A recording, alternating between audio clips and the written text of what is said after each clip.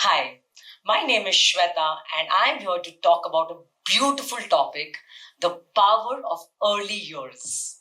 Yes, imagine a child who is just born with a supercomputer inside his head turns out to be a super successful individual who is thriving financially, academically, socially, emotionally, spiritually.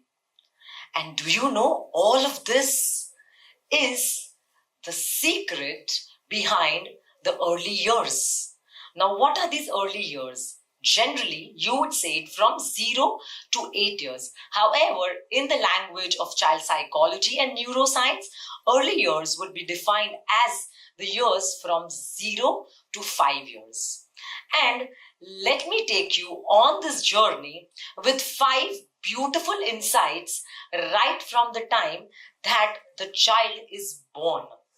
So let's understand. Insight number 1, a child's brain is developing even before the child is born.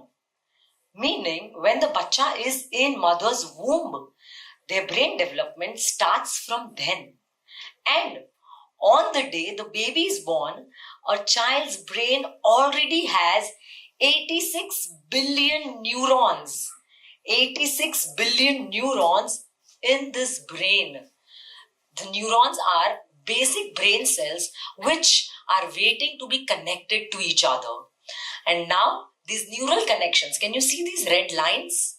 These are the neural connections that build from the time that mama holds the baby for the first time. One connection is developed. When the mama feeds the baby, another line, the connection is developed. When father plays with the baby, another neural connection is developed. Meaning, with environment and exposure, these neural connections, they keep on developing. So much so that by the time a child is 2 years old, they have double the neural connections that we have. Imagine the amount of growth that happens in a child's brain in 0 to 5 years. And with this, we come to the second insight, which is the explosion of neural connection in the baby's brain. When a child is born, the neural connections start to the degree that in 1 second, 1 million neural connections are developing. Yes, in 1 second. Meaning, in this 1 minute that I spoke with you, a child already has 100 million neural connections already developed. Can you imagine the pace? And hence comes the big fat tantrums. Have you ever seen your niece, nephew, or your children who are young and they have so many tantrums? Tantrums are outbursts of emotions where they are screaming, yelling, crying for smallest of the things. Why? Because their emotional brain is developing much faster than their thinking brain. Their emotional brain, amygdala, develops much faster than their thinking brain, which is the prefrontal cortex, which means that their brain already gets introduced to so many emotions, but the emotions which are to be regulated, that part of the brain is highly underdeveloped and which develops till as much as early 20s. So, when the child is having a tantrum, mother might think, what is this? I'm so tired of you. But the baby is really trying to tell you, Mama, I'm having these emotions that I don't know how to deal with. Mama, I need help. My bacha needs help. And in that case, when a mother shouts at the baby, it is causing a lot of stress to already stressed brain, because my child's brain is overwhelmed at that time and my child is asking that mama help me, please don't scold me. And mama has 2 ways to react. Number 1, what is this, I'm tired of you, or oh my poor baby, emotional regulators are still underdeveloped, logic brain is very underdeveloped. Come, bacha, I will explain this to you. Mama also feels frustrated. When I do so, I take deep breaths. I logically, emotionally connect with my child, explain things to my child. And that's how I develop emotional resilience in my child. This is the scientific way to deal with a tantruming child. Understand, children's problems are as big as your big problems. For them, chocolate, car, etc. is a big problem, and hence they have a big tantrum because of it. Does my tantruming child mean that there's something wrong with my bacha? No. Does it mean that there's something wrong in my parenting style? No. Every 2-year-old in this world will go through this, be it Alia Bhatt's child, be it Kareena Kapoor, be it yours or mine. All I as a parent need to do is empathize, be patient, be calm, acknowledge my child's emotions, and know that children are hardwired for connection and co-regulation. My child needs my regulation. He cannot separate and self-regulate himself. Their brains are hardwired. Mama, please samjhao mujhe. Right? My child is trying to tell me, Mama, parenting is never about me. Parenting is about parents. Parents need to understand. We need to learn better. We need to be better. And that's how we can raise a generation that is free thinkers, smart thinkers. Because a stressed mind cannot be a leader. A confident mind can be a leader. And these experiences, early developmental years, are most crucial, and hence the mission to make parents aware is a strong mission that we are working on. Right? Understand the difference between a 3-year-old brain versus 30-year-old brain. There are so many 30-year-olds who still cannot regulate themselves. We know so many of us around, right? That even adults cannot contain their own emotions. How can we expect a little child with such immature logic brain to contain themselves? Not possible. Right? Also, we should know that when a child is throwing a tantrum, he's not trying to give you a hard time. The bacha is having a hard time. Right? Can we go next, please? Next, please. When we talk of early development, we cannot, please, next. When we talk of early, yes, that's it. When we talk of early years, we cannot stress enough importance on the power of subconscious mind. The subconscious mind is the autopilot. It is the hypnotic state where my child absorbs everything like a sponge. Beliefs, emotions, fears, habits that last a lifetime.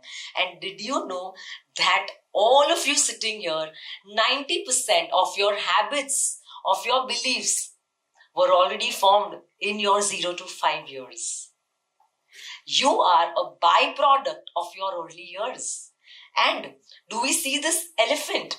Who is this elephant at a very young age was stuck to a puny rope to a rod. It tried to break free, but it couldn't. And after a few years, elephant tried again and it couldn't. As the years went by, the elephant grew mighty. It could just give the rope a kick and it could run away. But entire life, this elephant was stuck to this rope because it kept on thinking that I cannot break free. The limitation was not in elephant's potential. The limitation was in elephant's belief. And I want to ask you, are you also being limited by your own belief? Because a lot of times we create these limiting beliefs in our mind and we stop ourselves. Whereas this world is an open opportunity for all of us to explore, to grow, to thrive. But we are where we are is all because of our mindset. And 90% of which is built in your 0 to 5 years. Moving forward, I remember very precisely Agastya, my son, who is 5-year-old, had his martial arts examination of yellow belt, and he was telling me, Mama, I'm very scared for my exam tomorrow. And I told him, every single morning we practice affirmations. We practice affirmations saying, I'm confident, I'm smart, I love going to school, I am a champion, I love making new friends. And when we practice these affirmations, it registers at the back of his subconscious mind and manifests into his personality. The importance of repeated affirmations cannot be undermined, not even by science. Why? Because the words that are spoken in the house becomes your child's inner voice. However you are speaking with your child, they are going to carry that wherever they go, at school, at parties, wherever they are meeting their friends. Everything that you are doing at your home in terms of the words that you use, your conduct, your kids are taking an imprint, an impression of that on their brain wherever they go.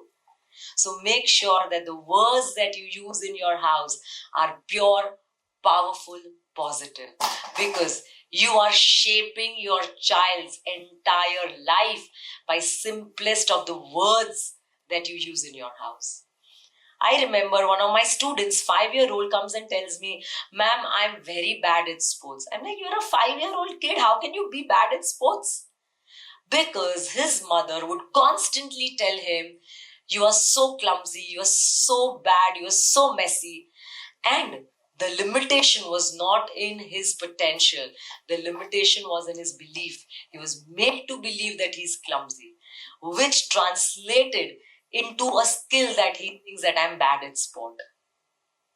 So, every single morning practicing affirmations with your child really does help. And what are the golden rules for affirmation? They have to be in present tense. You cannot say that I will be calm. I am calm. Second, it has to be in positive language. I am not angry. No, that's wrong. I am calm. And third and most important, you feel it when you say it, because 37 trillion cells in your body are listening to each thought in your mind. And your body, your entire system is taking the message from each thought in your brain. So whenever you are having negative thoughts, your entire immune system, digestive system is taking a message from your thoughts, and they are responding accordingly. Right? So make sure your thoughts and your affirmations are pure, powerful, positive. Moving further, when we talk of the everyday magic, on daily basis, your child does not really need expensive toys or gifts to really thrive in their life or to boost their brain power. All your child really needs is a whole parent, a parent who is present with them. And today's generation parents are truly over-gifting, over-pampering kids with hundreds of things. But children are deprived of basic fundamentals. So what are these fundamentals that children should be getting? Number one, emotionally present, both the parents. Number two, giving them responsibility.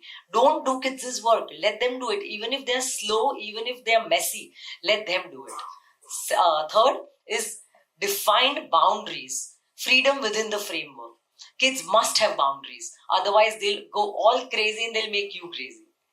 Fourth is balanced meals, local, regional, traditional, seasonal food, which our grandma used to eat and feed. It has to come back into our houses. Fifth, adequate sleep, a minimum of 10 hours of sleep in 0 to 7 years. Very crucial for their brain development, because entire day, whatever their brains are absorbing, for it to process, they need to sleep.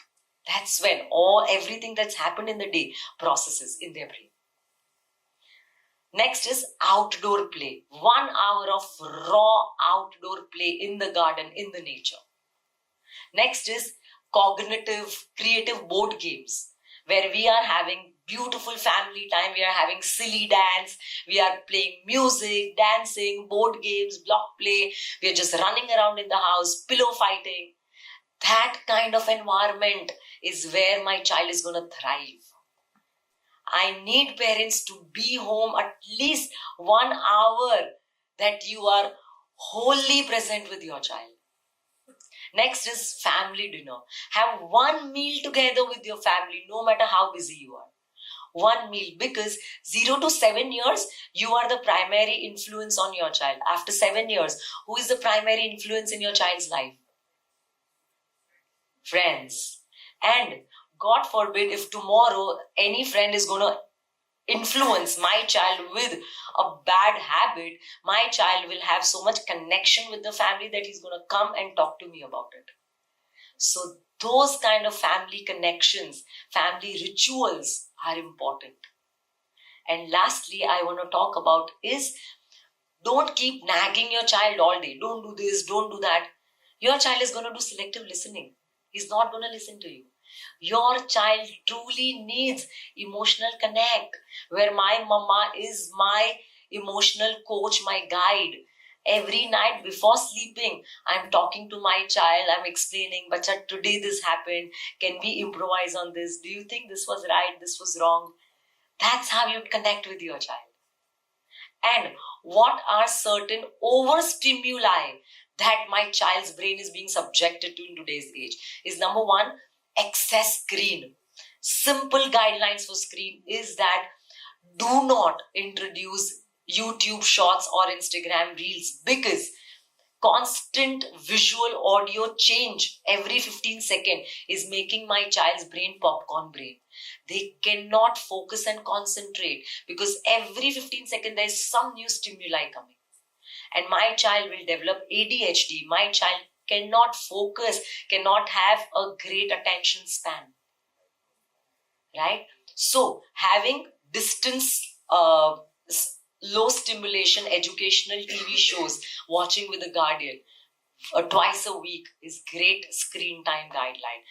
Avoid excess sugar, salt, packaged food. These things should not exist in your pantry, because it is doing so much harm to your child's immature nervous system and their brain. Third is excess yelling, shouting, complaining by parents to the child. Don't have over expectation from your child. And lastly, do not overschedule your child's routine. Let them have free play. Let them not be in structure all the time. Let them have free time, because that's when their brain is going to become very creative. And last, I want to talk about is early education is so much more beyond academics. When we think of early education, a lot of people think, oh, it's about learning ABC, 1, 2, 3 and rhymes. But at my school, when I deal with 600 children online and offline, I know that we are creating the citizens of the future, where when they are in the library, they are doing reading, creative imagination, at amphitheater, their language is developing, at social street, their friendships are fostering, at spirit park, their fine motor, gross motor is developing, their decision making, problem solving, their focus and concentration, presence of mind, their spiritual learning, all of which is developing in early years. Think of this as a game of tennis, where you do serve and repeat, right? You serve and then the ball comes in and then you repeat that. Think of this like a game of tennis, where every interaction that your child is trying to make with you, they are serving you with some emotion, and we have to return it with lots of kindness, empathy. They are curious little minds. They have hundreds of questions. Answer them with 200 answers. Because we need to feed these curious minds with lots and lots of logic, kindness, and empathy. And today, I know that when I raise my two beautiful children, Agastya and Amara, and thousands of other kids worldwide, I don't see who they are today. I see who they could become. They could become kind leaders, creative thinkers, resilient humans. And I know that each second that we invest in our children today, as parents, as educators, we are shaping the future of this planet. And that, my dear friends, is idea worth spreading. Together, we can raise a generation that changes the world. Thank you so much. Thank you for being here.